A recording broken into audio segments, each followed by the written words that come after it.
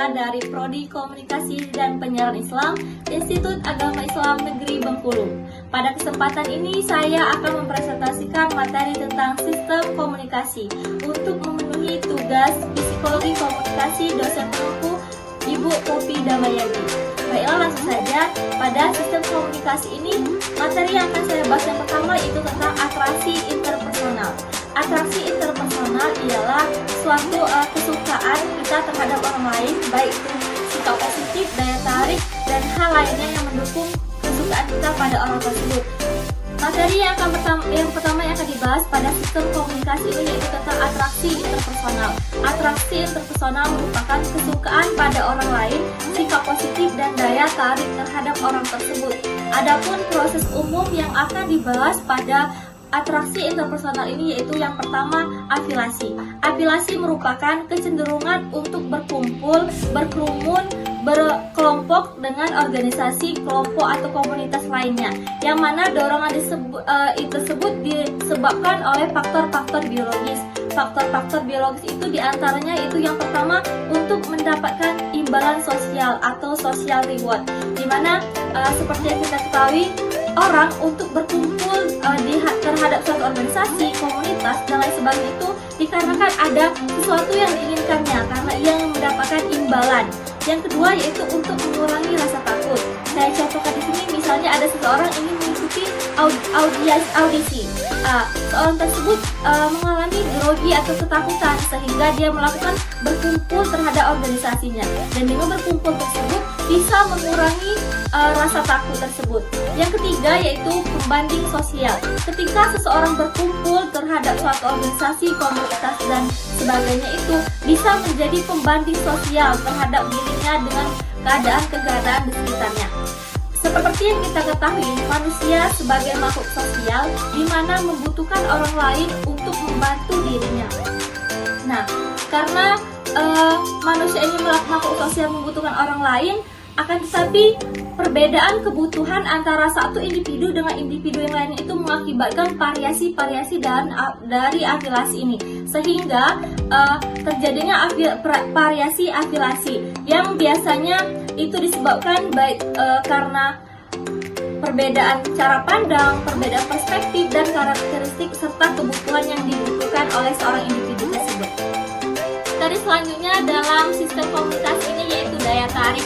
Daya tarik merupakan kesukaan kita terhadap orang lain, baik itu karena sikap positifnya atau kelebihan-kelebihan yang ada dalam dirinya itu.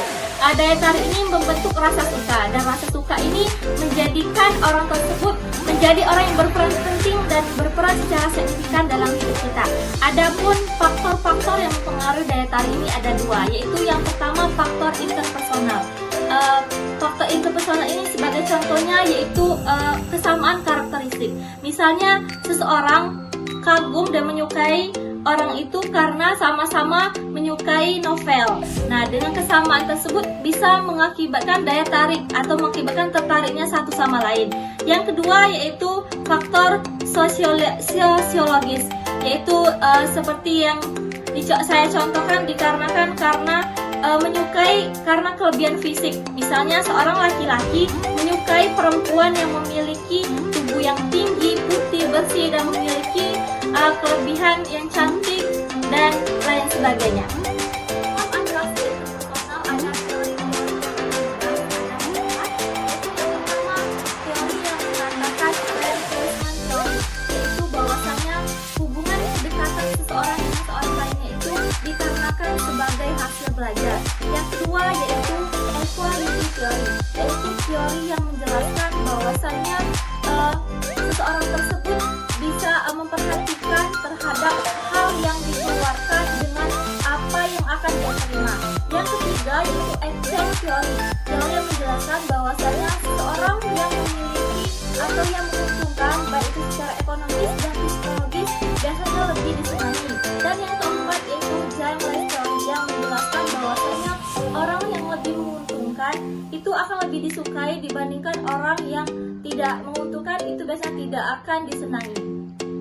Baik, materi terakhir yang akan saya bahas pada sistem komunikasi ini yaitu hubungan komunikasi interpersonal.